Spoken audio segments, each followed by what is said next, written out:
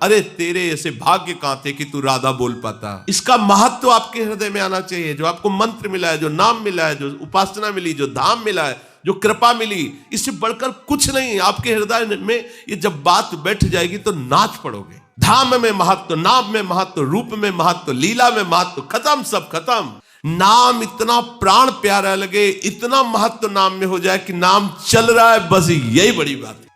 ये अंदर भाव ले आना। मैं नाम तो जब करता हूं, भजन करता हूं, लेकिन भाग्यशाली ये लोग हैं जो सुख भोग रहे हैं। ये सुख है सच्चे सुख के जो मूल है, वो नाम भगवान है और वो तुम्हारी जिब्या पे। समझो ना, क्या तुम्हारे पास कमी हो सकती है? जब नाम है तुम्हारे पास तो क्या कमी हो सकती?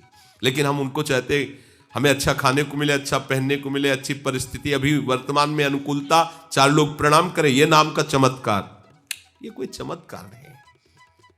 ये तो साधारण सुकृत से कोई पदाधिकारी बन जाता है तो बड़े बड़े उसको सल्यूट मारते हैं, हाथ जोड़ते हैं, बड़ी बड़ी व्यवस्था पीछे दौड़ रही। ये कोई खास बात है? ये स्वप्न है। सुकृतों के कारण थोड़े दिनों का स्वप्न है। इसके बाद अरे जो देवराजेंद्र के पद पर बैठा हुआ है वो भूखा अजगर बना हुआ पड़ा हुआ है जंगल में। जब महाराज युधिष्ठिर को फांसा तब वह प्रश्न उत्तर में पता चला महाराज नहुस हैं। क्या समझते हो देवराजेंद्र का वैभव? अरे एक किसी राज्य का पदाधिकारी हो तो देखो आप, गाड़ियों की लाइन पीछे आगे पीछे सब फोर्स दौड़ रहा है। देवराजेंद्र जिनकी आज्ञा पर अग्नि देवता, पवन देवता, बड़े बड़े महाबलशाली चलते हैं, वो अजगर बना पड़ा हुआ है। ये कोई भजन का फल है? भजन का फल है कोई फल फूल की चाह न रह जाए।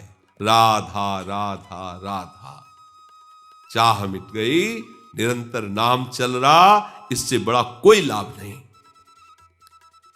चाहे जितने जन्म लग जाए, अब तो हमें ऐसी स्थिति प्राप्त करनी, हमें स्थिति की तरफ ध्यान देना है। देखो एक प्रसंग में दिखाया कि अर्जुन जी के रोम रोम से भगवान नाम, तो स्वयं भगवान श्री कृष्ण उनके सर को अपनी गोद में लिए हुए, महादेव जी ब्रह्मा जी उनकी परिक्रमा कर रहे हैं, अर्जुन जी की नाम चल रहा है। क्या दुर्लभ, आप नाम को समझिए। अरे देखो प्रिया जो नाम जप रही, लाल जो नाम जप रहे, परस्पर प्रेम का स्वरूप, कितना नाम महामहिम है कि प्रिया लाल। और हम वो नाम गुरुदेव ने दिया, उसको बहुत हल्के से ले रहे हैं। और जबकि नाम सुकृत धन अपनी जीवन ही, उन्होंने अपना जीवन दे दिया। अब हम सोच रहे राधा राधा कहने से हमें क्या मिला? अरे तेरे ऐसे भाग्य कहां थे कि तू राधा बोल पाता। ये तो वृंदावन की कृपा, रसिकों की कृपा, लाडली लाल की कृपा कि राधा बोल पा, यही सबसे बड़ा लाभ है। ये राधा तो हरि भी बोल रहे हैं ना, हरि और हमारे बोलने में अंतर हो रहा है। हमें प्रीति नहीं, हमें मात तो नहीं, उनका जीवन है राधा।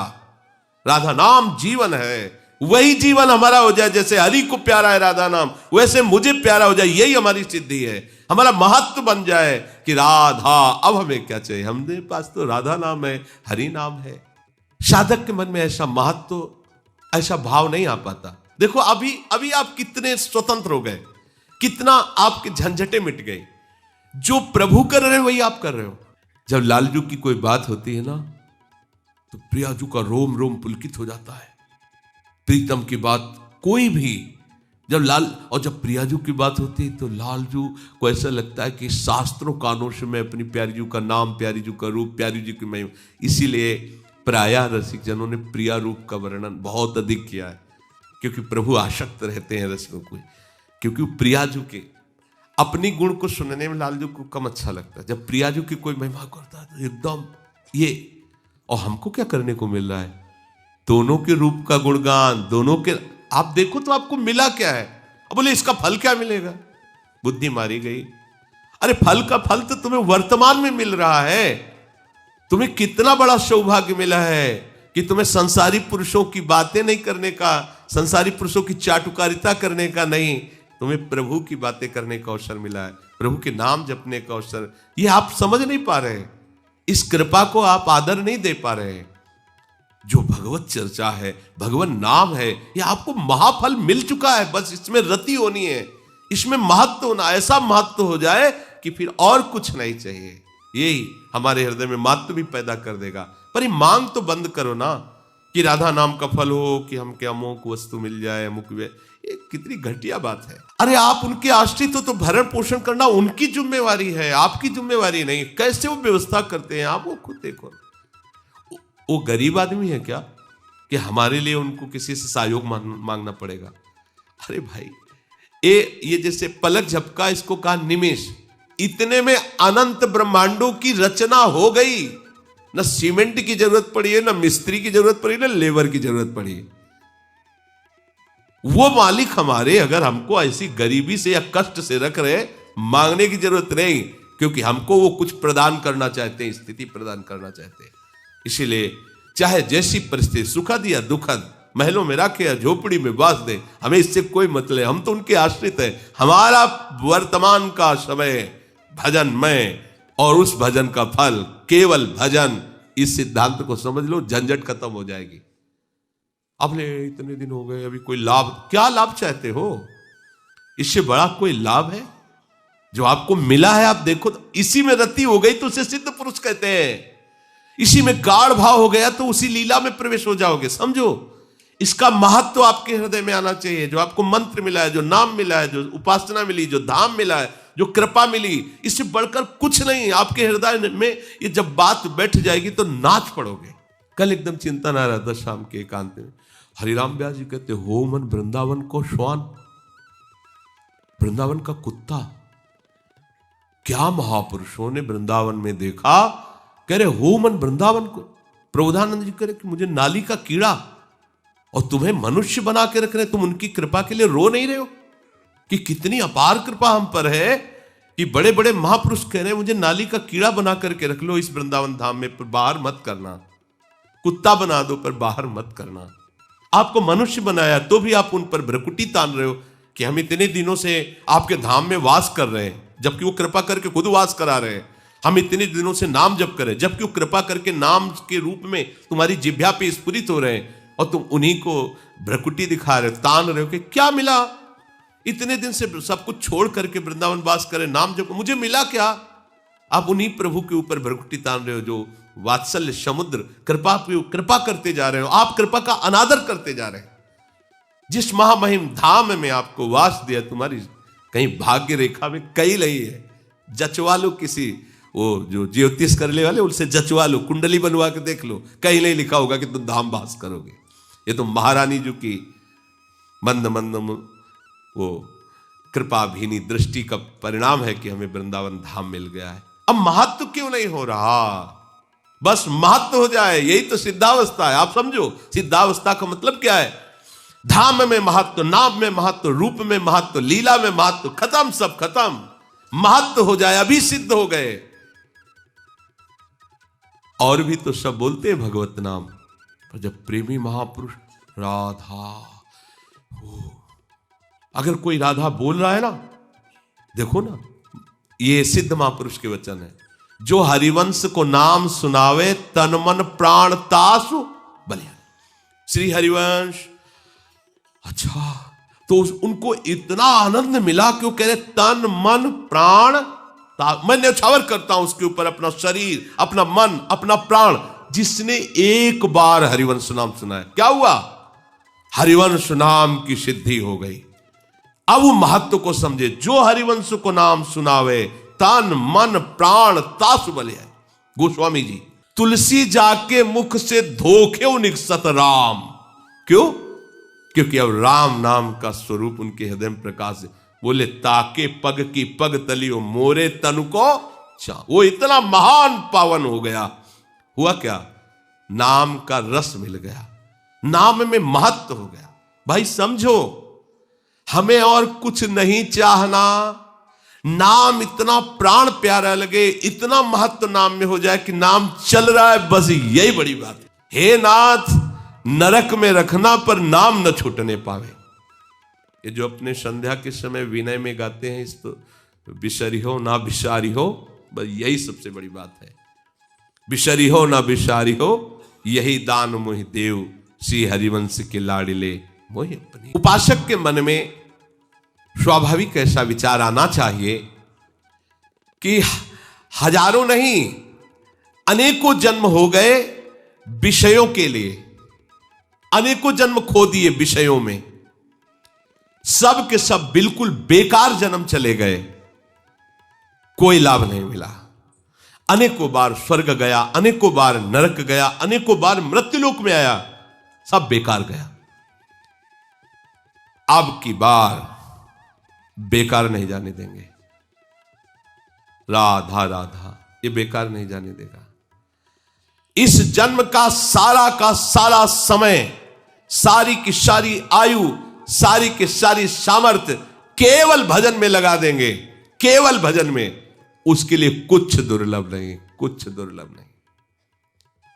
5 वर्ष के बालक ने ठान लिया कि मैं ऐसा पद प्राप्त करूंगा कि मेरे पिता उत्तानपाद जिस सिंहासन में बैठे इनको भी ना मिला हो और इनके पिता को भी ना मिला हो। नहीं मिला, स्वयं भूमन को भी वो पद नहीं मिला।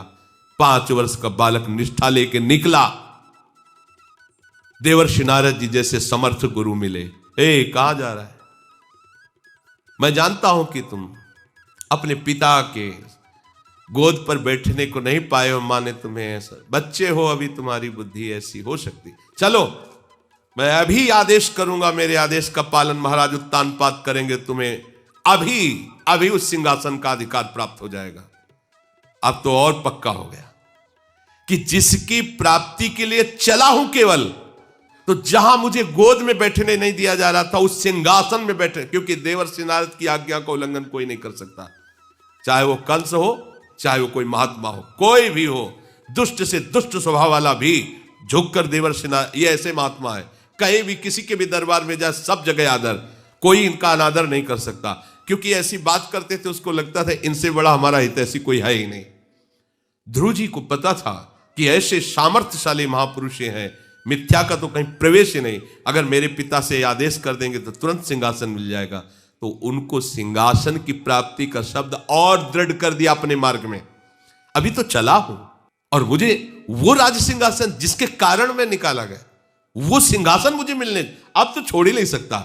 जिसके मार्ग में चलने पर यह मिल गया, उसकी प्राप्ति पे क्या होगा? भय दिखाया, बहुत से सिंह है, मच्छर है, सांप है, बिच्छी है, और दैत्य लोग भी घूमते हैं जो सीधे मनुष्य को खा जाते हैं, नरकाहार करने वाले। तुम ऐसे जंगल में जाकर कैसे भजन करो? आप क्षत्रिय राजकुमार है।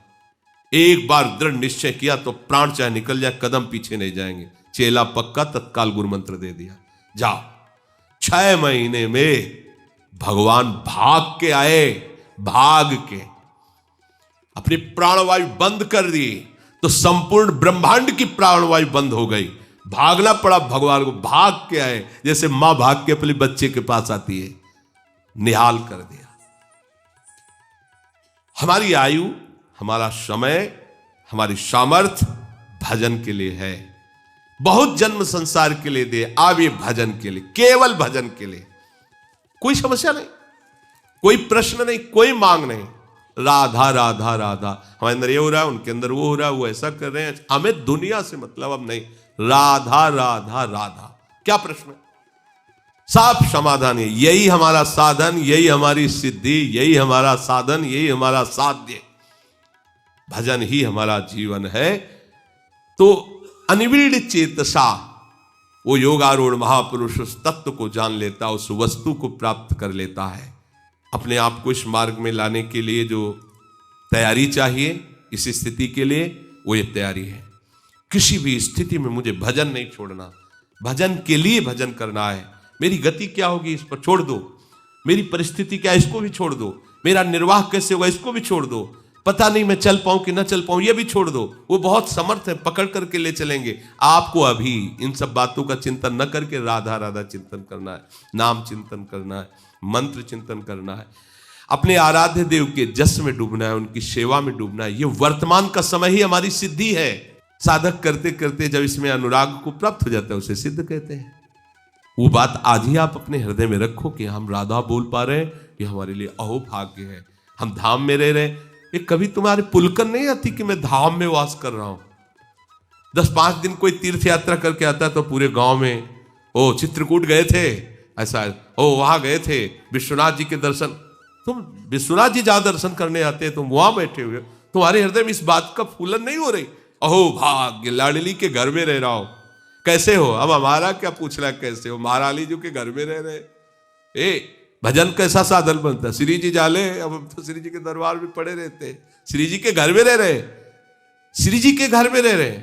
अभी कोई संशय तुम्हें? कहां जाना है? कहीं नहीं जाना, शरीर छूटना, यहीं रहना है, यहीं रहना है, हमें कहीं नहीं जाना। बोले मर के अपने नियति स्थान पे जाना, हमें तो कहीं नहीं जाना। जीवित राधा के लिए कुंज और शरीर छूटने के बाद राधा के लिए कुंज। जीवित हम सेवा में हैं, शरीर छूटने के बाद सेवा में है। जीवित उनका जसगार है, शरीर छूटने के बाद उनका जसगार है। तो जो अभी कर रहे हैं वही हमें वही करना है, क्या करना है? ताल मृदंग उपंग बजावत प्रफुल्लित हो सके सारी, बीन बेण नूपुर ठुमकत खग मृग दशा महा आनंद है। जिससे यहाँ महानंद हो महान, तो वहां यहाँ दोनों मिट गए। भाई यही है हमारे लिए, वहां नहीं है, वहां जाला है, नहीं जाला, नहीं जाला। हमारे लिए विमान नहीं आएगा, भगवत पार्सल नहीं आएंगे, नहीं, जैसे अभी घूम रहे हैं ऐसे घूमना है, यही घूमना है, यही अनादिकाल से अनंत काल तक के लिए है। ये धाम को ऐसा थोड़ी कि ब्रह्मा का बनाया हुआ है। ये पोशाक उतर जाएगी। देखो गर्मी की पोशाक अलग होती ना, सर्दी की पोशाक देख रहे हो, ऐसे निकुंज की पोशाक मिल जाएगी सहचरी बपू। ये पांच भौतिक पोशाक उतर जाएगी और वो निकुंज की पोशाक पहनकर महारानी जी की प्रसादी पोशाक, और महारानी जी की सेवा में है और सेवा में है। वो इसमें भेद थोड़ी होना कि भाई शरीर छूटेगा तब गति प्राप्त हो, ना ना, अभी मानो ना, ये आपकी मान्यता ही आपको पहुंचा देगी। हम कहा तो ये पोशाक कहीं बाजार में नहीं मिलती और ब्रह्मा जी के यहां नहीं बनती, ब्रह्मा के पूरे प्रपंच में ये पोशाक नहीं बनती। इसकी कीमत कोई नहीं दे सकता, है ही नहीं। तो कहां मिलती? बोले कृपा से मिलती है। तो भैया कृपा से घर आ गए तो पोशाक भी पहना दी जाएगी। व्यास सुवन प्रसाद देह मानसी गढ़े चित, हृदय में सहचरी भाव कुछ दुर्लभ नहीं। अभी कल जब आप गान करते हुए आ रहे थे तो उसमें लिखा था, ध्रुवदास जी कह रहे मेरी सामर्थ्य कहा कि मैं वर्णन कर सकूं, लाडली लाल की शक्ति मुझसे सब करवा रही। ये लाडली लाल की सामर्थ्य हमको सहचरी स्वरूप देगी। हमारी सामर्थ्य कहा कि हम सहचरी भाव, हम निकुंज में प्रवेश कर पावे, जहां यह नारदाजी सुकैरगम्यम, वहां मेरा प्रवेश नहीं, ये मेरे प्रियाजू की कृपा से हो जाए। और है वो कृपा भरपूर है, नाच पड़ोगे उसको अभी स्वीकार। बस हमें यही कमी हो रही है, ये रोना स्वभाव जो ना, रोना प्रियाजू के लिए नहीं, भिखमंगा स्वभाव, इसी में परेशान हम हो रहे हैं। अरे बादशाह लाडली जी के चरणों की रज का आश्रय, अब क्या चिंता? बोले आपको चिंता नहीं होगी तो क्यों? हम ब्रह्मा के बनाए हुए नहीं क्या? तुम ब्रह्मा के बनाए हुए नहीं हो क्या? राधा नाम पर विश्वास करो, पकड़ लो, आज भी नाचो। दो महात्मा भजन कर रहे थे, एक बरगद के नीचे, एक पीपर के नीचे। नारद जी वहां से निकले तो बरगद वाले ने प्रणाम किया और पीपर वाले ने भी आके प्रणाम। बोले आप तो बैकुंठनाथ के पास जाते आते रहते हो, घर जैसा है वहां नारद जी के लिए। तो आप पूछना कि हम पीपल के नीचे भजन करते हैं, ये बरगद के नीचे, भगवत प्राप्ति कब होगी हमें, कब भगवान दर्शन देंगे? बोले अवश्य पूछेंगे। कुछ समय बाद जो वहां से वापस है, दोनों पूछा था, बोले हाँ। बरगद वाले की तरफ देख के कहा कि भगवान ने कहा जो बरगद के नीचे भजन करते हैं उनको तो इसी जन्म में हम मिलेंगे।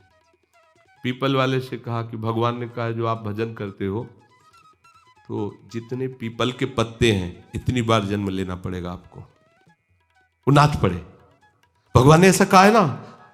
अश्रु चलने लगे कि अभी तक तो मेरे मन में था, पता नहीं भगवान मुझे जानते हैं कि नहीं जानते कि मैं उनका भजन करता हूं। वो जान गए ना, रोना ऐसी आनंद उमगन कि उसी क्षण भगवान प्रकट हुए, गले से लगा लिया पीपल वाले। नारद जी ने कहा प्रभु आप तो कह रहे थे जितने पीपल को, बोले जैसा भजन कर रहा था वैसे उसको इतने जन्म लगते, लेकिन अभी इसने जो स्वीकृति और गाढ़ भाव किया तो वो हो गया, मैं आ गया। समझे? एक क्षण में भगवत प्राप्ति हो गई। क्या स्वीकृत?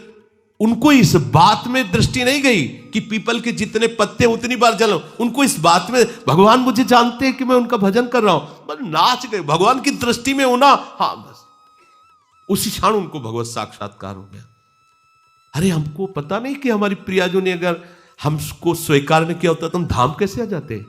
ये जो हमें लाभ है, मेरी प्रियाजू मुझे जानती है, मुझे ही नहीं, हम सब प्रियाजू की दृष्टि में, प्रियाजू के द्वारा पास हुए। महाप्रभु की बात मानो ना, श्री राधिका कृपा बिनु सबके मनन आगम। श्री जी की कृपा के बिना तो मन से भी कोई वृंदावन को नहीं सोच सकता। आप तन से आए हो, तन से, तो श्री जी ने आपको दुलार नहीं किया। और हम लोग इतने ऐसे मलिन बुद्धि के हैं कि फिर भी कहते क्या हमारे ऊपर कृपा है। हाँ, वो कृपा मानेंगे, रुपया पैसा खा, आप कृपा है। हम लोग पार्थिव दृष्टि रखने वाले, इसलिए भजन ही हमारी साधन वृत्ति है और भजन ही हमारी सिद्धावस्था है। हर समय भजन को पकड़ो, भजन का फल भजन ही है, ये समझो। उकताया हुआ स्वभाव मत रखो, जल्दीबाजी में मत रखो, धीरे धीरे सब ठीक हो जाएगा। अभी नाम जप करते हैं, बस यही हमारा सबसे बड़ा लाभ है।